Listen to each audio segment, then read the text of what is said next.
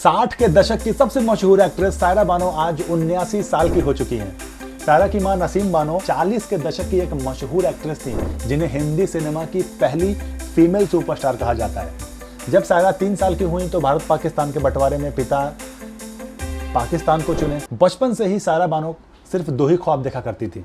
पहला ख्वाब कि उन्हें माँ की तरह ब्यूटी क्वीन या सुपरस्टार कहा जाए और दूसरा अपने से 22 साल बड़े दिलीप कुमार जी के साथ निकाह। खुशकिस्मती से ये दोनों ही ख्वाब सायरा बानो के पूरे हुए। उन्हें हीरोइन बनाने के लिए माँ नसीम बानो ने अपना खुद का करियर भी त्याग दिया और एक सवाल ने दिलीप साहब को उनका हाथ थामने पर मजबूर कर दिया। तो आज सायरा बानो के 79वें जन्मदिन के खास मौके पर आइए जानते हैं उनके जीवन से जुड़ी हुई कुछ खास बातें। हालांकि ये एक वीडियो में कवर हो पाना बहुत मुश्किल है, पार्ट 2 चाहिए तो आप कमेंट करके बता सकते हो। 23 अगस्त 1944 को मसूरी में एक्ट्रेस नसीम बानो और प्रोड्यूसर मियां उल हक के घर बेटी सायरा बानो का जन्म होता है। वैसे तो मियां उल हक एक आर्किटेक्ट थे, लेकिन नसीम बानो से शादी करने के बाद उन्होंने अपनी प्रोडक्शन कंपनी शुरू कर दी और फिल्में बनाने लगे। सायरा महज 3 साल की थी जब 1947 में भारत पाकिस्तान के बंटवारे में पिता ने पाकिस्तान को चुना। मां नसीम बानो ने उनके साथ पाकिस्तान जाने से इनकार कर दिया और बच्चों के साथ इंग्लैंड चली गईं। चूंकि इंग्लैंड में कुछ भी कमाई का जरिया नहीं दिखा तो मां नसीम बानो दोनों बच्चों के साथ वापस भारत लौट आईं और फिल्मों में काम करने लगी। बचपन से ही मां को फिल्मों में काम करता देख सायरा भी हीरोइन बनने का ख्वाब देखती थी। हालांकि उनकी मां इसका खिलाफ थी। वो चाहती थी कि सायरा पढ़ लिख कर वकील या डॉक्टर बने। पढ़ाई में भी वो बहुत अच्छी थी। मां ने उन्हें पढ़ाई के लिए लंदन भेज दिया। अब सायरा सिर्फ स्कूल की छुट्टियों में ही भारत आया करती थी। एक दिन छुट्टी में वो घर आई।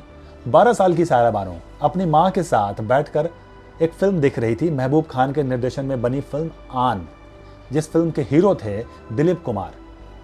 फिल्म में दिलीप साहब का दमदार रोल सायरा को इतना पसंद आता है कि वो तुरंत मां के सामने जिद करने लगती हैं कि वो दिलीप साहब से ही शादी करेंगी। 12 साल की सायरा की ये जिद सुनकर नसीम बानो हंस पड़ी और किसी ने सोचा भी नहीं था कि उनकी कही बात सच साबित हो जाएगी। 40 के दशक में दिलीप कुमार और मधुबाला स्टारर फिल्म मुगले आजम की शूटिंग शुरू हुई थी। फिल्म का सेट इतना भव्य था कि लोग दूर दूर से सिर्फ सेट देखने पहुंचते थे। एक दिन सायरा बानो भी अपनी मां के साथ सेट देखने पहुंची मुगले आजम के सेट पर, लेकिन उस टाइम पर दिलीप साहब से उनकी मुलाकात नहीं हो पाती है। अब जब भी सायरा बानो छुट्टियों में घर आती थी तो कोई न कोई प्रोड्यूसर उनके घर पर फिल्म का ऑफर लेके पहुंचा ही होता था, या तो सायरा बानो के लिए या फिर नसीम बानो के लिए। लेकिन माँ हमेशा इनकार करती थी, उन्हें भी फिल्म में काम करना था नहीं। लेकिन जब 16 साल की उम्र में सायरा छुट्टियां मनाने भारत आई तो उन्हें फिल्म जंगली का ऑफर आया, जिसमें शम्मी कपूर जी लीड रोल में होने वाले थे। और नसीम बानो तब भी नहीं चाहती थी कि सायरा फिल्मों में काम करे। लेकिन जब सायरा बानो ने खुद जिद किया तो उनकी माँ भी मान गई। फिल्म की आधी शूटिंग उन्होंने पहली छुट्टी में की और लंदन चली गई। फिर जब दोबारा स्कूल की छुट्टी हुई तब बाकी की फिल्म उन्होंने कंप्लीट की। उनकी मां नसीम बानो जानती थी कि अगर सायरा बानो कंटिन्यू फिल्म में आती रही तो लोग तुलना करने लगेंगे नसीम बानो और सायरा बानो से। इसीलिए उन्होंने 1957 में ही फिल्म को टाटा बाय बाय अलविदा कह दिया। सायरा बानो बचपन से ही डांस और अभिनय में माहिर थी, लेकिन उनकी मां चाहती थी कि वो प्रोफेशनल कथक और भरतनाट्यम की ट्रेनिंग लें, क्योंकि 1 साल में फिल्म की शूटिंग शुरू होने वाली थी और शूटिंग शुरू भी हो गई, 61 में रिलीज भी हो गई। अब सायरा बानो के लिए बिना किसी एक्टिंग ट्रेनिंग की पहली फिल्म में काम करना तो बहुत मुश्किल था। फिल्म जंगली की शूटिंग के दौरान शम्मी कपूर और शूटिंग को देखने के लिए बहुत वहाँ पे लोग भी इकट्ठा होते थे, जिसको देखकर वो घबरा भी जाया करती थी। एक दिन क्या हुआ कि सैकड़ों लोग भीड़ देखने के लिए इकट्ठा हो गए। अब जैसे ही डायरेक्टर सुबोध ने एक्शन कहा तो वो नर्वस होकर ठीक से डायलॉग नहीं बोल पाई।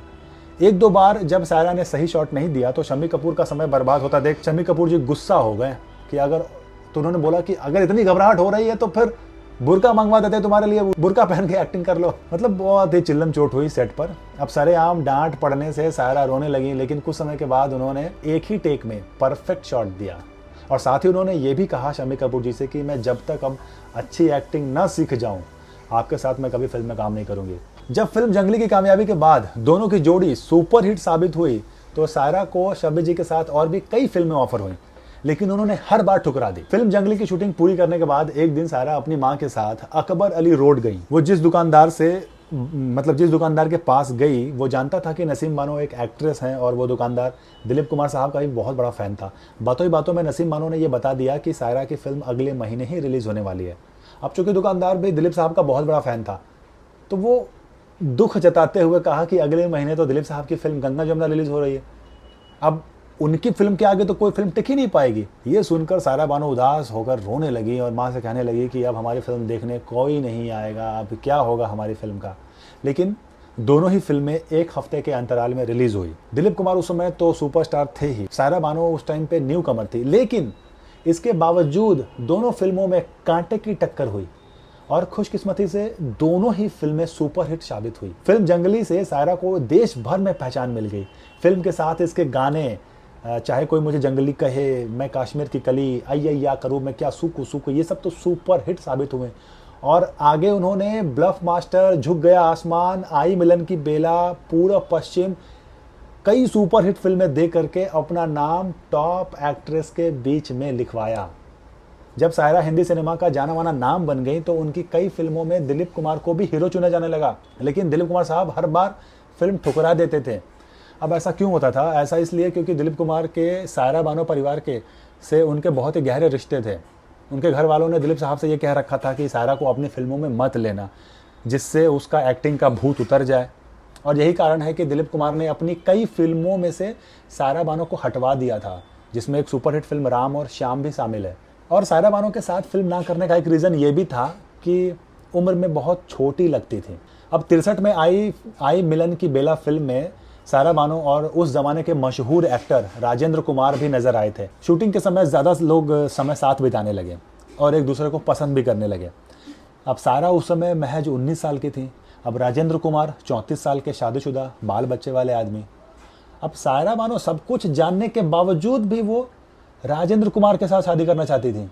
लेकिन जैसे ही ये खबर नसीम बानो को पड़ी तो उन्होंने दोनों के रिश्ते पर आपत्ति जताई। माँ की बातों का असर कुछ नहीं पड़ा सायरा बानो के पे। उन्होंने राजेंद्र कुमार के साथ अपना रिश्ता कंटिन्यू रखा। और नसीम बानो जानती थी कि सायरा बचपन से ही दिलीप साहब की बहुत बड़ी फ़ैन है। ऐसे में अगर दिलीप जी उन्हें समझाते हैं तो शायद वो मान भी जाए। इसी उम्मीद के साथ नसीम बानो दिलीप साहब के पास पहुंची और उनसे मिन्नतें करने लगी कि वो सायरा को समझाएं। पहले तो दिलीप साहब ने ऐसा करने से इनकार कर दिया, लेकिन नसीम बानो के बहुत मिन्नतों के बाद वो मान गए। और पहली मुलाकात और सायरा बानो का एक सवाल। उस समय तक दोनों कभी मिले नहीं थे, ना ही कोई बातचीत हुई थी और बढ़ती उम्र के साथ ही सायरा भी अपने बचपन की सारी बातें भूल चुकी थी। एक दिन मौका पाते ही दिलीप कुमार सायरा बानो को समझाने पहुंच गए। दिलीप साहब ने उन्हें समझाया कि अगर वो पहले से शादीशुदा राजेंद्र कुमार के साथ शादी करती हैं तो वो महज एक दूसरी औरत बनकर ही रह जाएंगी। दिलीप कुमार अपनी बात पूरी करते उससे पहले ही सायरा बानो ने उनसे पूछ लिया, तो क्या आप मुझसे शादी करेंगे? और ये था उनका प्रपोजल। ये सुनते ही दिलीप साहब कुछ मिनटों के लिए खामोश हो गए और फिर उस जगह से निकल गए। कुछ समय बाद ही दिलीप कुमार ने भी सायरा का साथ देने का फैसला कर लिया और दोनों की पहले दोस्ती हुई और फिर प्यार हुआ। दिलीप से सहारा मिलने पर सायरा ने राजेंद्र कुमार जी का भी साथ छोड़ दिया। सायरा बानो एक लंबे समय तक चेन्नई में रही थी। ऐसे में मुंबई में शूटिंग करते हुए दिलीप कुमार जी रोज़ाना सायरा बानो से मिलने के लिए फ़्लाइट लेकर चेन्नई आते थे और कुछ घंटों की मुलाकात के बाद वापस लौट जाया करते थे। सायरा को अपने साथ बाहर ले जाने के लिए वो उनकी माँ से परमिशन भी लेते थे और कुछ सालों तक रिलेशनशिप में रहने के बाद दोनों ने 11 अक्टूबर 1966 को शादी कर ली थी। शादी के समय सायरा बानो महज 22 साल की थीं और दिलीप साहब 44 साल के थे। सायरा बानो रोजाना दिलीप कुमार की नज़र उतारा करती थी। दिलीप साहब की माँ और दादी भी उनकी नज़र उतारती थी। दरअसल एक बाबा ने उनकी दादी और माँ से कहा था कि 15 की उम्र तक इस बच्चे को बुरी नज़र से बचा कर रखना, इसलिए उन्हें नज़र से बचाने के लिए वो लोग उनके माथे पर राख लगाते थे। जब सायरा उनकी ज़िंदगी में आई तो वो भी रोज़ाना उनके नाम पर सदका करने लगीं और रोज़ाना किसी गरीब को या तो खाना खिलाती या फिर उसे राशन देती। और सायरा बानो का मानना था कि दिलीप साहब बचपन से ही बहुत ही खूबसूरत इंसान थे और उन्हें नज़र जल्दी लगती थी।